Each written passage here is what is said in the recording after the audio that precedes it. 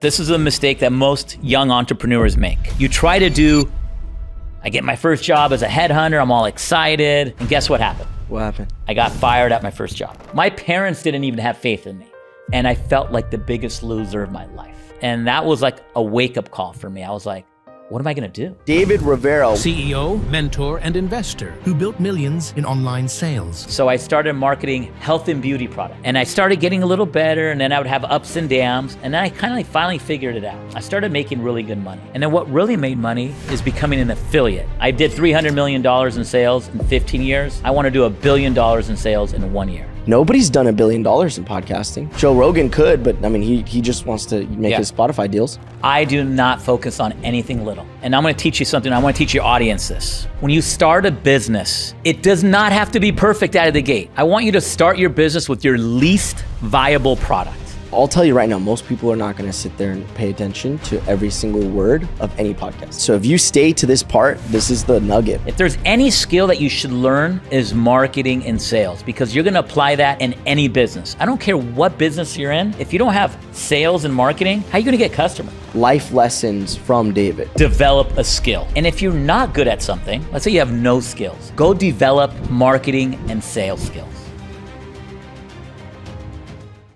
Kickin' Ass, Taking Names podcast, and today we are here with the guest that I met yesterday at Tai Lopez's mansion event, David Rivero. What's really cool is David and I met yesterday. We're actually going to do a tour of his mansion, which is actually within what, 5 minutes of Tai's house? About five minutes from Tai's house. Yeah, so this guy is like neighbors with Tai Lopez.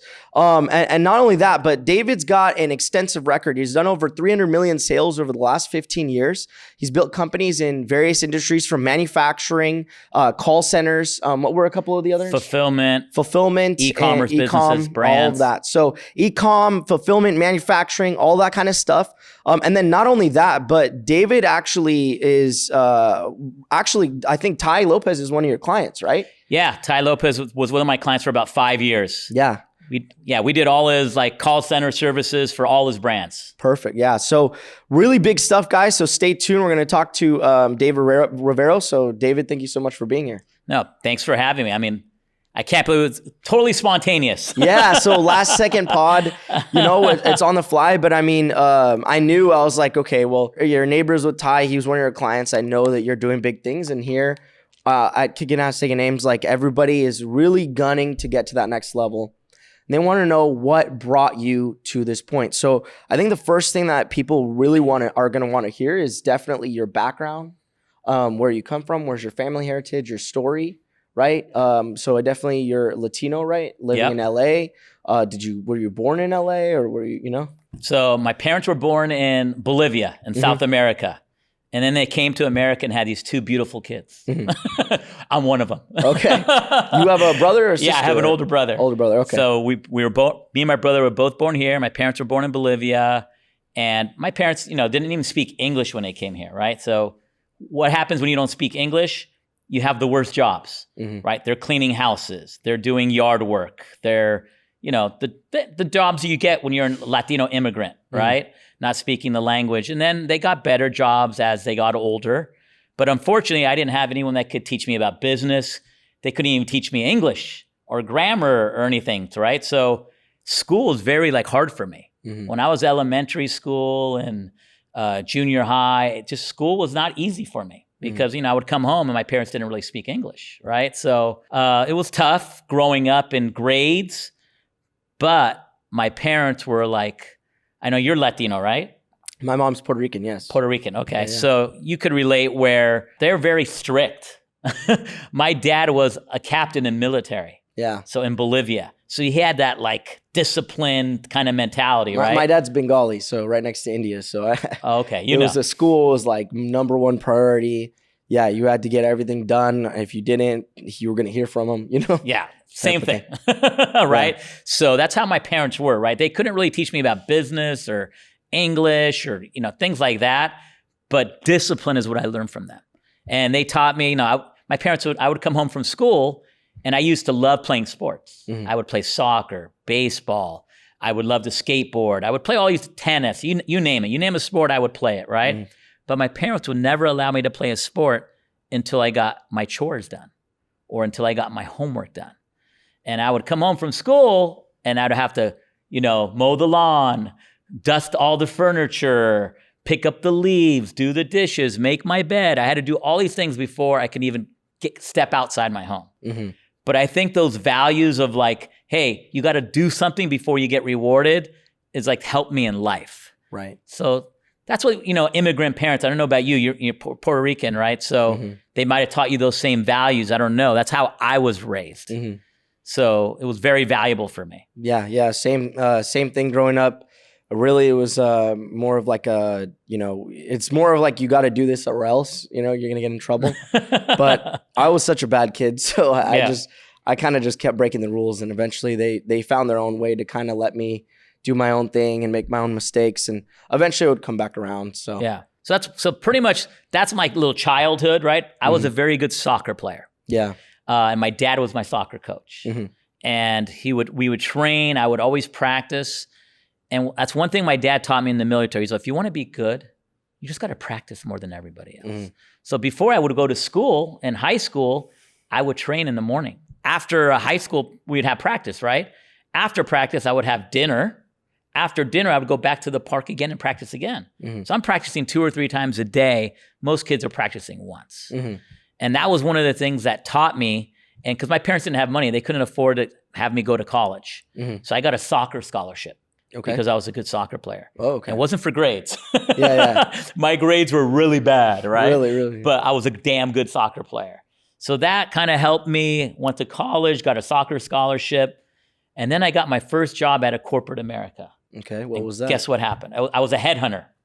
Okay. So I was like I would hire accounting and financial professionals. My degree was in finance. Mm-hmm. I was a business major with finance concentration. Mm-hmm. And I graduated from Cal Poly San Luis Obispo. So my parents are all excited. We were all taught, when you graduate from college, you're going to go up the corporate ladder and become rich and all that. Mm-hmm. So I get my first job as a headhunter. I'm all excited. And guess what happened? What happened? I got fired at my first job. How long into this was that? I got fired within less than a year. Okay. So I got fired at my first job.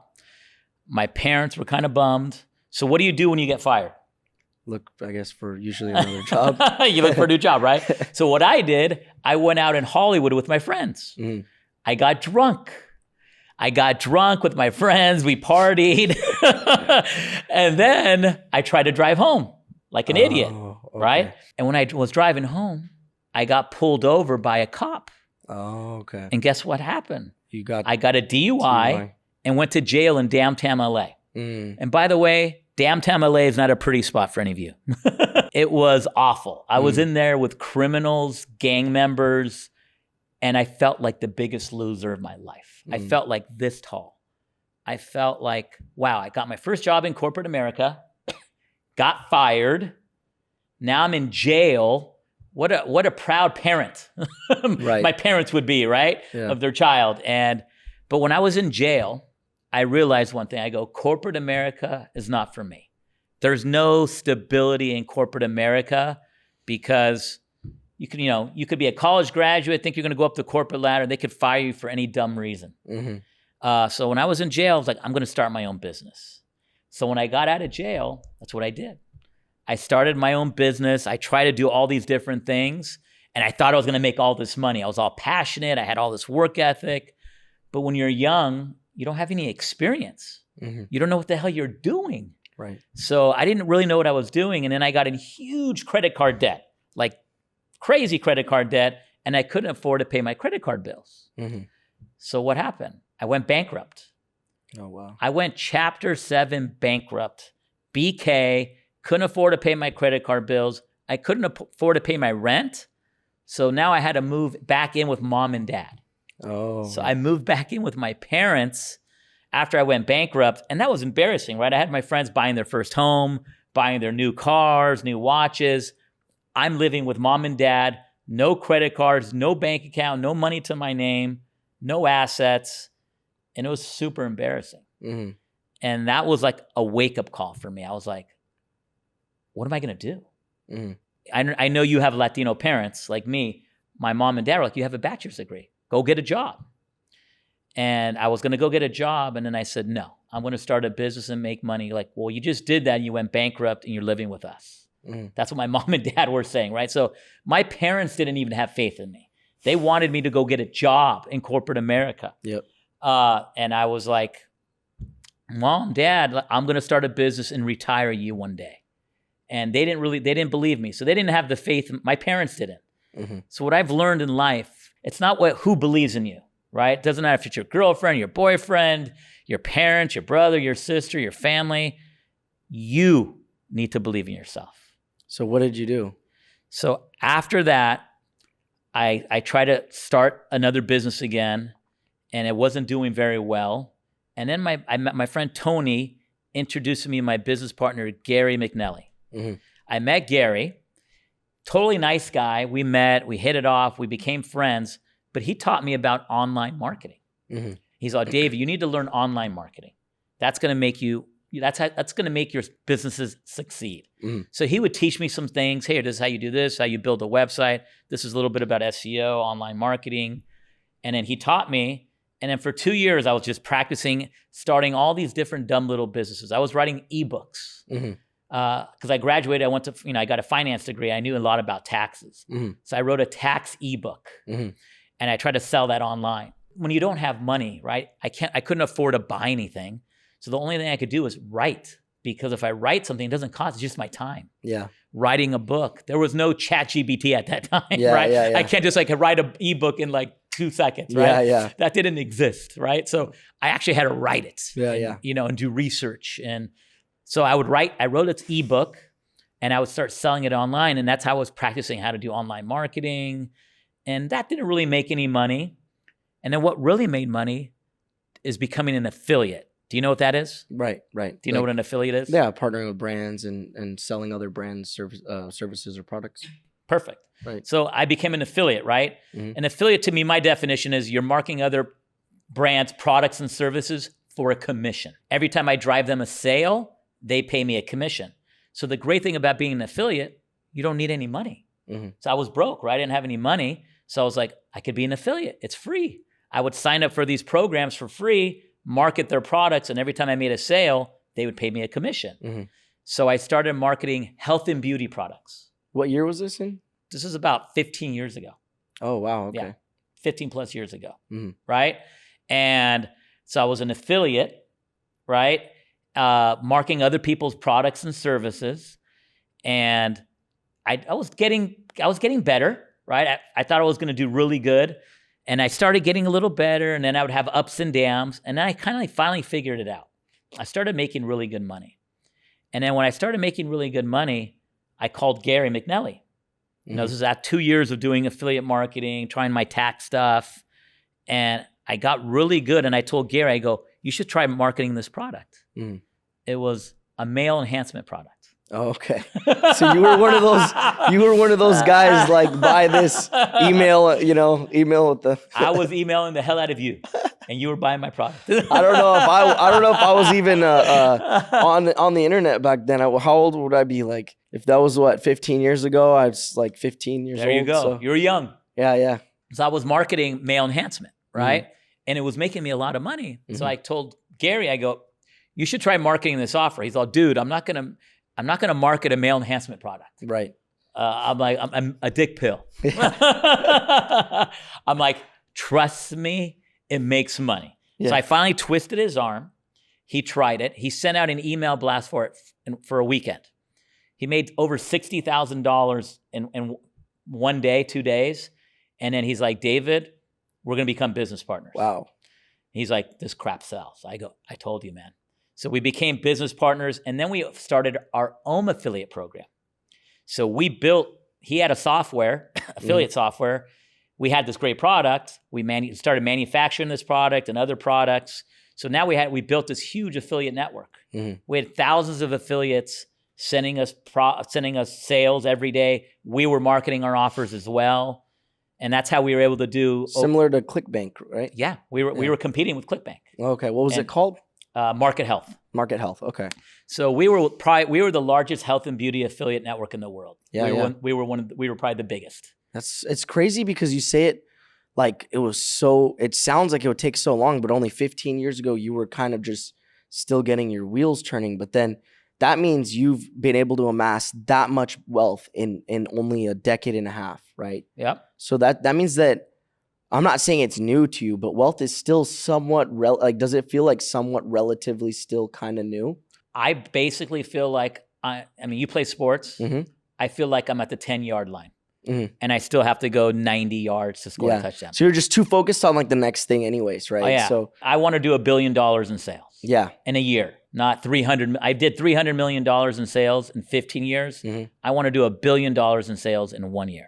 And then this is, so have you run all of your partnerships and all your businesses you too, or you have some, you have your own, and how do you? That's a work great with- question. So Yeah. I own a ton of companies, 7-figure businesses, 8-figure businesses. I don't own any 9-figure businesses yet. Mm-hmm. I want to get one to do 9 figures. Mhm. Maybe it's because I'm kind of branched out a lot.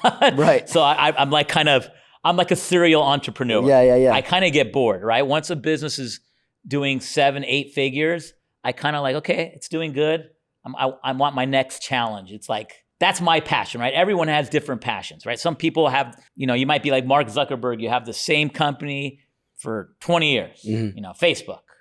So everyone's different. I like owning a lot of different companies, and that's my passion. Mhm. So that's me. And my whole goal is to kind of build a whole bunch, sell some of them, keep some running, and eventually there'll be that one business that'll do $1 billion in sales. It just hasn't happened yet. When you're saying that, I'm thinking of if you would be a potential good fit for investor, possibly for my friend. He's formulating something called Vitamin Bar.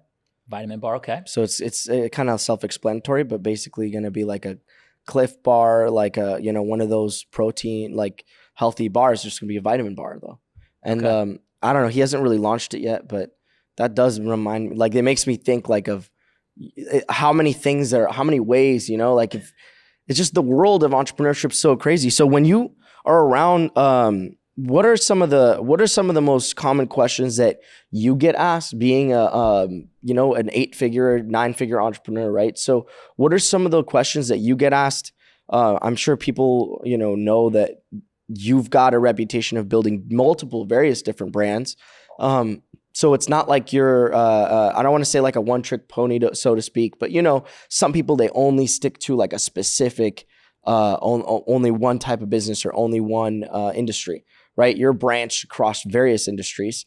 What is it that, one, allows you to succeed in each of those that you're doing? And then 2, what is it that you're specifically, what are some of like the skills, and what do you tell people when they ask you how you do that? Great question. So I tell people to do things that you're good at and things that you're knowledgeable in and you're skilled at. Mm-hmm. I will never start a business that I don't know what the hell I'm doing in. For example, like entertainment. I don't know anything about the entertainment industry, right? Mm-hmm. So if someone goes, hey, David, I get all the time, you want to invest in this movie production, Tom Cruise, all these famous actors are in it. I'd be like, I don't know anything about entertainment. I'm not interested. Even if you could have the best cast in the world, I don't know that space, right? I invest in things I know, right? I know marketing. I know sales. I know e-commerce. I know technology. I know how to build brands. I'm very good at marketing. So I focus on things that, like if I see a business, I'm like, wow, if it just added some marketing to that, that could be an 8-figure business like in a couple of years. Yeah. I'm interested, right? So I look at opportunities where I could apply my skill set to expand the business. Mm-hmm. If I can't help a business grow, I don't invest in it. And, you said something really interesting I saw on a reel of yours, and I wanted to question you about it. You said that you ask your top managers for your top talent, who is it, find them, and then once you find that person, you fire them. And I was confused about that. So or could you explain to me what you meant by that? It is kind of a controversial statement. It got like 60,000 views on your YouTube. When you have amazing talent, right? You always you want to keep your talent, right? And when that talent does not perform well, right? And there's people that will perform better, you got to get rid of them. Mm-hmm. I'm always hiring, I always go for the best. Mm-hmm. But if the best doesn't cut out, right? If you have high paying people, but you could hire people that unfortunately that could do the same job for much less. What are you going to do? Right.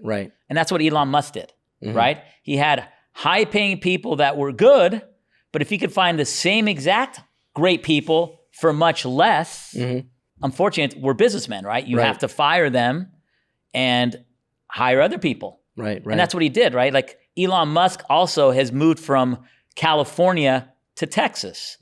Labor costs are less and taxes are less.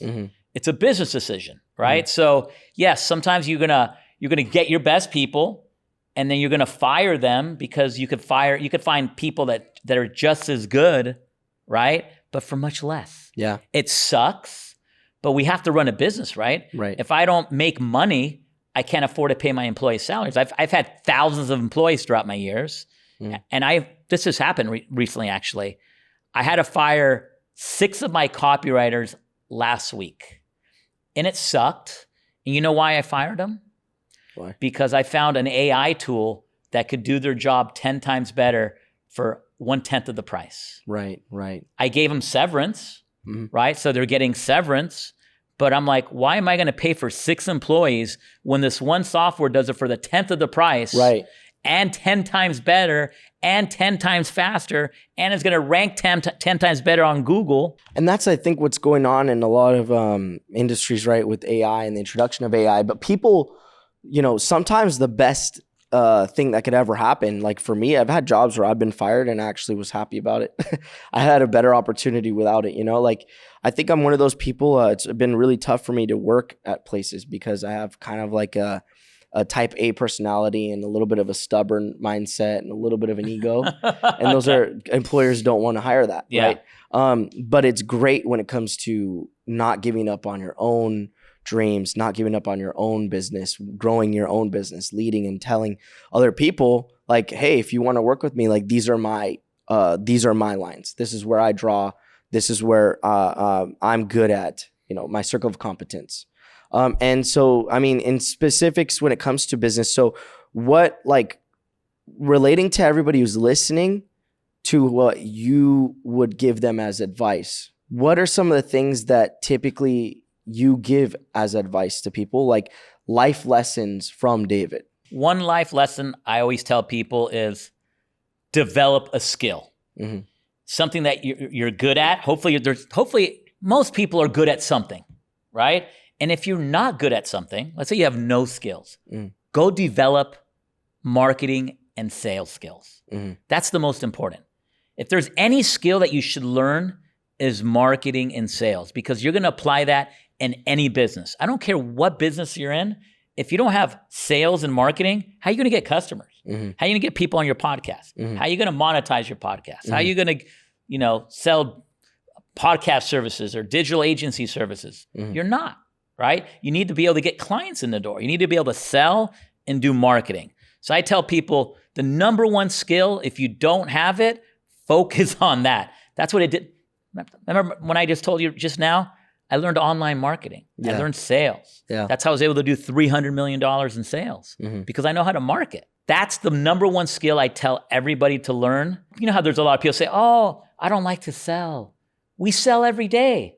When you want to go on a date with a chick, aren't you selling her you so you could go on a date with her? Right? You got to, hey, I'm going to take you to dinner. We'll have fun. I'm nice. Oh my God, right? You're selling her. You meet a girl at a bar, or when you're trying to get into a nightclub and there's a security bouncer there, you're kind of selling the guy to get in the door. In life, you're trying to, and everything we do, we're selling, right? And the better you get at it, the better your life's going to get. Right. It's going to open so many doors. So that's the number one skill I tell people to learn. And then as far as like your application of like the business, so specifics on the industry that you've been focused on lately. What industry have you been working on? What spaces are you excited about? What do you think that the trend is going to be for because you were in manufacturing, call centers, and online did like marketing. So what do you think as far as like future trends? What are people saying? If you're around here, you're around Beverly Hills, where kind of people are looking at. What are like the hot trends? And not only that, but what type of businesses? Like, could you give us some unique insight on that? I tell people right now, if you're not applying AI technology to your business, you're going to go out of business. You're literally going to go out of business within 3 to 5 years if you're not applying AI. I started applying AI over a year ago. Tons of AI. Everything we do, I go, what can we do to automate the process? Like I just told you about the copywriting example, right? Boom, that cut out 6 employees. Right. I've cut out lots of other employees because of AI, right? I've probably cut 40, 50 employees because of AI. And what industry specifically? Because I know AI can apply to every single industry. So where have you seen it really have the best usage? Content creation. It's the best. It's funny. We split test ads all the time because I would have my copywriters, because I had so many copywriters, write ads and creatives, right? And then I would have AI do it, ChatGPT. And ChatGPT won 99% of the time. So I'm like, what? I'm paying employees, but ChatGPT ad creatives for ads, for website creatives, for blog creatives does way better. So I'm like, why am I spending money on freaking employees on this when AI is why? Because you could give it a prompt. Hey, what are the best? It's all about the prompts. That's what people don't understand. If you give it a basic prompt, it's going to give you a basic response. But when you get really good at being very detailed and you keep on adding an extra prompt and an extra prompt and an extra prompt, and then after you did like 8 prompts, it gives you that perfect nugget that you want. And that's what we do. Like my guys are like, they're getting so good at prompts now that the content just gets amazing. You got to use AI in your business for content. So for SEO, you mentioned SEO earlier. Yeah. I have 10,000 pages indexed for my website, for my businesses, right? They're all indexed on Google and they're getting ranked high because they're good pages, right?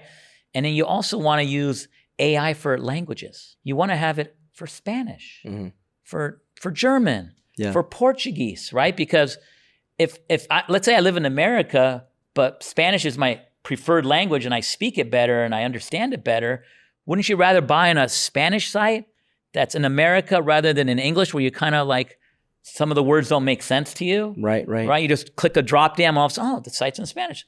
Guess what? With AI, you could translate every site to every language in the world in seconds. Right. Even like those weird, obscure languages like Bengali, like my dad's, language, they have like their own unique. And how many people can read that are not from there? Nobody. But if they're used to it, like there's just such unique, like the way you could communicate with somebody, you can send them a message. You could just type it in English. I mean, it's crazy. With ChatGPT, I could say something and then it'll speak it in another language. Just say like, oh, give me this whole break down how like, someone's stuck in parking and you're in LA. They need to know, can I park here? Yeah. I'm trying to tell them all the 15 parking rules. I can literally just take a picture of it and say like, tell me this in this language. And now, I don't know if you've seen this, they actually have it where you have the headset now. I can talk to you. You could have a headset on. I could have a headset on. I could talk in English. Let's say you don't speak any English. Yeah. It'll translate it to the language you speak. Right. And vice versa. Right. So I could be from Japan. You not speak you don't speak Japanese at all, and me could have a perfect conversation back and forth. Like, let's go outside of just like ChatGPT AI. Okay. Let's go into just like industries. What industries have you preferred? Why? Like, I know you say online. Online's still like a broad term. Like, is there a specific, I know you said health and beauty earlier. Is there specific industries you're more geared toward? And then what do you give people advice for when they're entering, and like, how do they look at what industry to enter? Okay. So great question. I always tell people there's tons of e-commerce business. I like e-com because the internet's not going away, right? AI is growing. Internet's never going to go anywhere, right? E-commerce is great because people are always going to buy products online or sign up for services online. So I like those businesses because you don't need a brick and mortar location, right? The startup cost is much less. It's a website, right? So if you provide a service, let's say you provide digital marketing service, right? Do you have to hire anybody? No. If you're a good if you know the service, you just have a website. You could use ChatGPT. You could use other AI services, and you could start a digital agency tomorrow if you're good at marketing. With no cost of goods and no physical or no franchise fee. And then and is there a specific is there a specific niche within an industry that you prefer? Like in Arizona, they have Moon Nurseries. Moon Nurseries. Huge, $285 million. And what do you mean by moon? They do plants. Plants. All kinds of plants. They're nurseries, plants. Okay. They've done 285 million. There's not that many people who have done that. And they did it in, I mean, this is only, I don't even know. It's like a 20-year-old company, something, 30-year-old company, but they've gotten mega massive off of, they sell palm trees. They have like a huge, one of their huge locations is right by my house. And then also when I leave Arizona, I always see all these palm trees. They grow tons of them. They sell them for $30,000 each. It's not Moon Valley. You're not talking Moon Valley. Moon Valley, I think, nurseries. You said Moon something. Moon Valley Nurseries. Okay. I think. Yeah. So they're huge, right? Yeah. I own a company called Shrub Hub. Mm-hmm. We do landscaping. We're actually the largest landscaping design company in the world. Mm-hmm. We're in all 50 states. We're worldwide. We're in different languages, different countries. So how do you choose a niche? You know what I'm saying? Like, how did you get to like, I want to do that niche? Okay. And now, that's great. This guy, my business partner, Scott, presented this to me. We went to college together, and he's been in the landscaping space for 20 years. I've never done anything in landscaping, but he understands that business very well, right? But he doesn't understand marketing, e-commerce, sales. He's all, David, there's a hole in the market. There's a lot of people that people are still doing things back in archaic days. No one's kind of brought in this industry online. And I'm like, let's do it. I'm the e-commerce guy, right? So I was like, okay, let me figure out an offer that we could put, and we built a whole digital landscaping design. So we automated it with AI. We built this technology and software. So I don't need 10,000 designers. I do have designers because it gets edited in AI, and then the designers revise it and clean it up and make things look perfect. Mm-hmm. But rather than having 10,000 designers, I need 200, right? So like as far as like applicable advice for those who are listening, right? Give them some of the best advice, up and budding, starting entrepreneurs. Maybe you've got, people who've got a lot of times I see the guys who like to follow us, watch us, much appreciated, by the way, is like a guy who might be in sales. He may make 10, 20 grand a month. He's got another, 50 or 100 grand set aside. Typically someone's starting out 25, 30, whatever it is. These guys who are, we're at a certain level, but we all know we're trying to go up. We're trying to progress, but also it's difficult for people to make those first moves. I know people who've been holding on to their nest egg for like 5-10 years now, and they're young, so that's a long time for them. Yeah. Right. So I have a friend, and he's got like 100 grand. He doesn't know. I was like, dude, if you knew how to double it in a few years' time, you wouldn't have to work at your job. You could just keep doubling it. But you need a vehicle to double it. I have the secret sauce. I'm gonna tell all of you right now. This is probably the most important thing you're gonna learn from this talk today. At least one of the most important things I'm gonna cover, and that is you need to build an ecosystem. And let me explain what that is. It doesn't matter that's what I built. That's how I was able to do $300 million in sales. So I own a fulfillment company, right? We warehouse and ship products, okay? I also own a call center, right? So we do inbound customer service, outbound phone sales, email, chat support. That's what we did for Ty Lopez and his 5 different brands. Right? So I own a fulfillment where we warehouse and ship products like Amazon, right? When you buy something on Amazon, let's say you buy his water on Amazon, it gets warehoused and it gets shipped to the consumers. So that's what I do. I own a location here in Pacoima, California, Milton Keynes in London, and Australia. So we have 3 physical locations, right? I own the call center, but then I also own a manufacturing business. We manufacture health and beauty products. Okay. So now this is the ecosystem. All these businesses feed each other. Right. So when I land a fulfillment client, right? Some of them are like, yeah, I want to start my own manufacturing. I want to manufacture products. Let's say health and beauty products. Go, hey, I manufacture health and beauty products.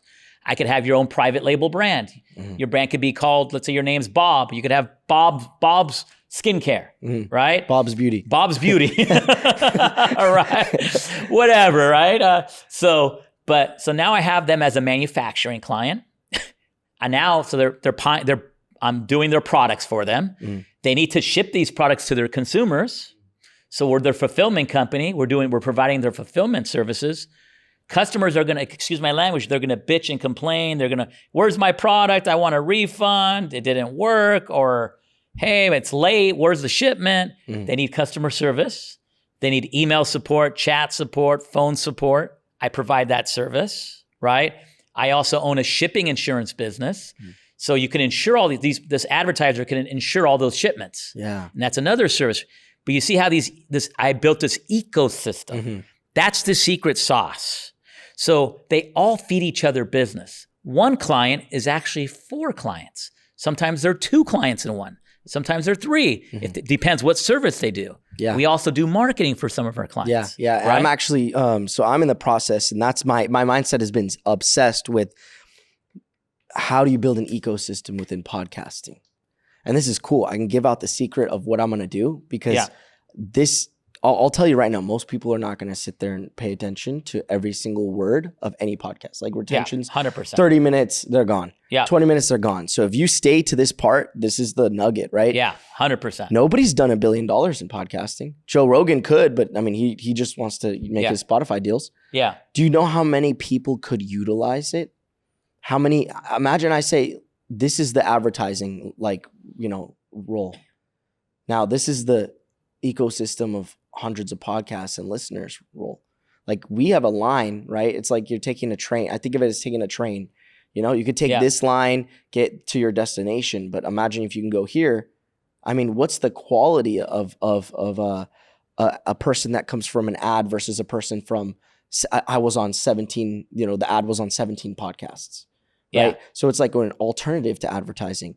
Then there's also like the ecosystem of getting to know, like, could you be in that network of these people? Yep. I think it's way bigger than people even understand. Yep. And I want to build that ecosystem. So that's like my vision. Like my vision's like a billion with a B in terms of like podcasting. Sure, saying one thing and doing is another, but my point is the vision is there. Like that's the idea, the $1 billion idea for my idea is like, ecosystem, right? So I totally get. Yeah, you get the ecosystem, but this is a mistake that most young entrepreneurs make.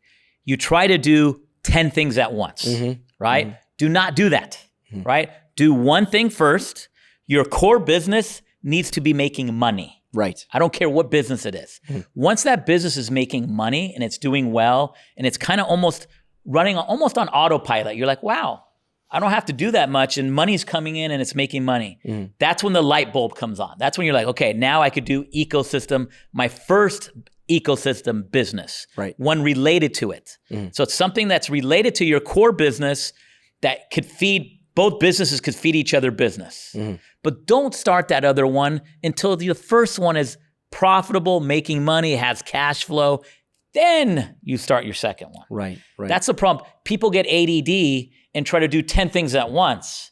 I didn't own these 10 companies in frickin' 1 year. It took me 15 years to own 10 companies. Right. So one was making money. I'm like, okay, this one's making money now. It's running well. Now I could start this other one. And then also it lowers the costs of starting the second one when the one is successful because you said you're your own customer. Yep. So that helps subsidize the pricing of it, right? And then also, because it costs to invest and get started in a business. But if you need to hire a call center anyways, and you start your own call center, you're just basically saying, can I get this call center stuff for discount? Well, if I could just basically get it for wholesale if I do it myself, right? You nailed it, right? That's the trick. The trick is if you start a business and you need it for yourself, you're using it for yourself anyways. Now you just need maybe a little more square footage to add some more clients, or maybe. So I need to start an airlines now, so I can start traveling more because that's really what it is. Like Richard Branson did that, right? So he started the Virgin Airlines, and that like it's imagine you get into a space, and this is also where I think like the synchronicity of finding passion in what you do and starting a business. Because if I love to travel and I love to speak. Okay, the third thing I want to do is eventually be on stages. Like I have to build but that requires credibility. Yep. So I have to build my credibility to get to that point. But I know I love to travel. Like if I have to already do those things, like I'm already using that cash flow. Yeah. It just goes in and investing in your business gets you to step 2 faster than you would have started from step 1 anyways, right? Yep. So it almost guides you to where you need to go. Your first business almost can help guide you to your second business. And another trick is when you start your ecosystem, try to do it in something where there's not an investment. Mm-hmm. There's always something in your industry that you can add as an extra service or product without an expense. And those are the best ecosystem businesses, right? Where let's say you're in the podcast space, right? So, hey, my job on podcast, I'm trying to get people to get on my podcast and I'm going to charge them $2,500 to be on my podcast, right?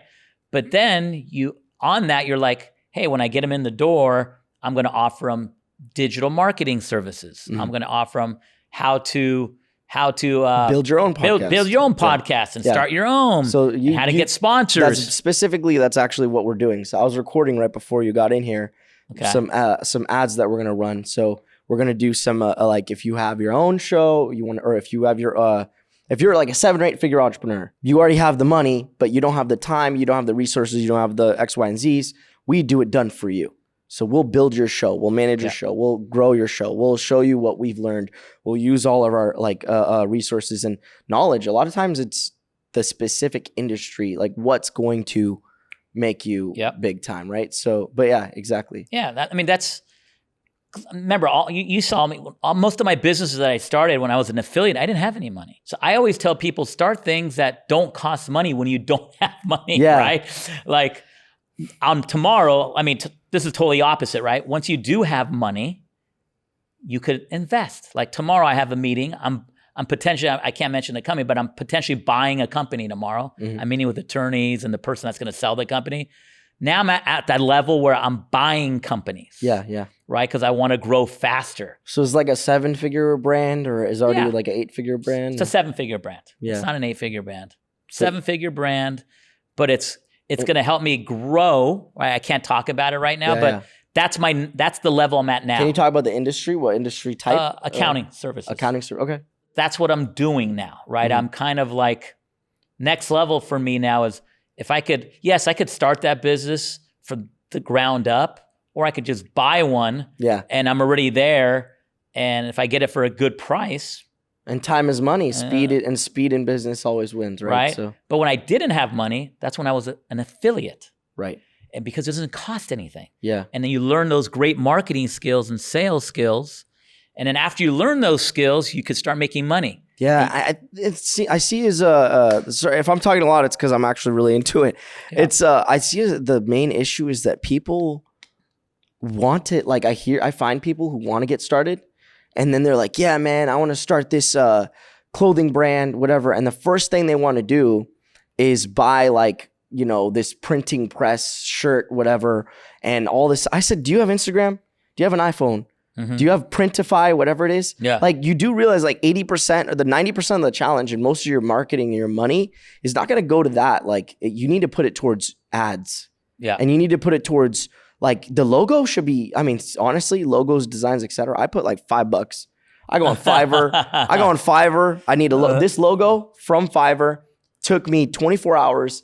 Got a guy design. Like it. No, I'm just joking. It looks like this. 24 hours. It looks like it's from Fiverr. No, Fiverr, $5. Hey, I made it simple. It looks good. And I made it. I wanted it to look like a freaking like a cobra, and you just punch some like splatter of blood or something happen. Yeah. No, it's cool. But it's here's the thing. The point is that I don't want to worry, and I'm not the big time guy here. You were the guy in the room, right? But I think that what I just from observing and learning from everybody, even my dad, right? Like he's made millions of dollars, and it's observing these people. You see that most people, I think, focus on the little things that are not as important too much in business, and they're not. Would you agree, or would you agree with that sentiment? That's funny. It's funny you mentioned that because I do not focus on anything little at all. Yeah. I'm a big picture guy.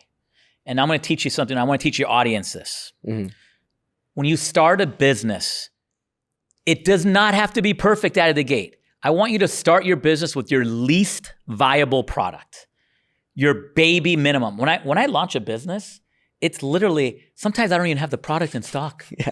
I just want to see if it's going to sell. I just start running ads. I have my designer, hey, build a quick site, a landing page, a little funnel. Let's see how many leads we get in. Let's see how many people check out.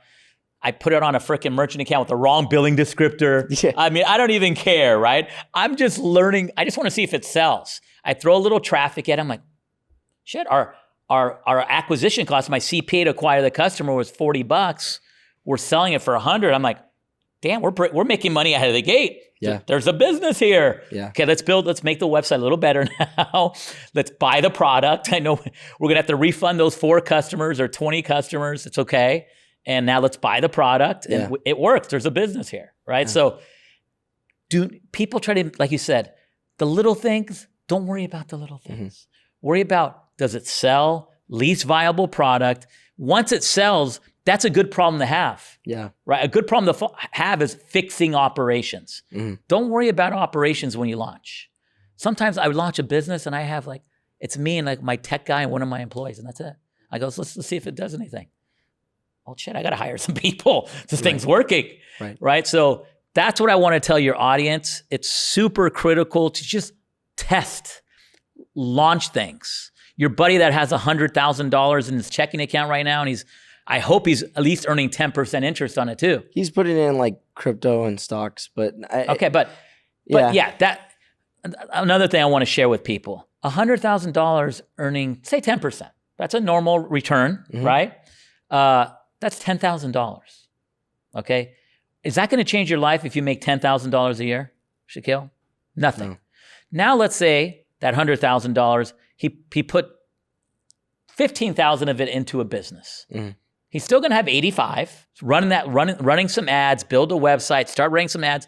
And now that little business makes him $20,000 a month, right? Not crazy. That's doable. Let's say $10,000 a month. I'm going to do half. Yeah. Now that business is making him $120,000 a year, small little business. Right. Compared to his $10,000 a month return putting in the stock market. Essentially why I don't want to invest. I always tell people they say oh, do you invest in this? Do you invest in that?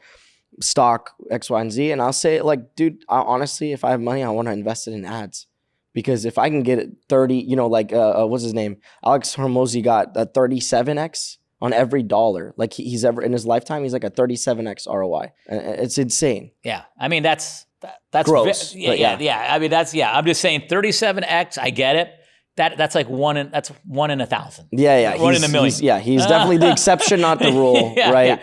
Yeah. But either way, let's 4x though, even for example, a standard ROS. 3x. Think about it. If you invest $100,000 and you make $300,000, that's amazing. Yeah. Right. So people got to think like that. It's when you're young, you should not be putting your money in the stock market. Yeah. Right? When you're young, that's when you should be taking chances. That's when you should be starting businesses. That's when you should, because what happens if you don't make money? What did I do? I moved in with mom and dad. Yeah. Right? So if things don't work out, you go back to your uncle, your grandma, your mom, your dad, your aunt, whatever, your brother. You could always fall and live with your family. Right. Right? So there's not that, when you get older, and you're married and you have 3 kids and you got college tuition and private schools, you can't take as many gambles because you're like, I need to feed my family. Right. But when you're young, you should be taking all the chances in the world. Right. And that's what I did. I was gambling all the time. I was like, if I fail, I'll just move in with my parents. Yeah. And that's what I did, So, and have a lot of roommates. People overlive. I'm going to live in this beautiful condo. It's $6,000 a month and this. And they're spending $7,000, $8,000 a month. I'm like, dude, that's after you add it, you're spending $100,000 a year and you only make 150. Yeah. You're like, dude, why don't you live in something that's $2,000 a month? Right. And now you have an extra $100,000 to put into your business. Right. So it's don't live outside your means. When you're young, have a ton of roommates. Yeah. Live in cheap rent. Live with your parents until you start making real money. Who cares? If you want to go on a date with a chick, just get an Airbnb that weekend and for a couple $100.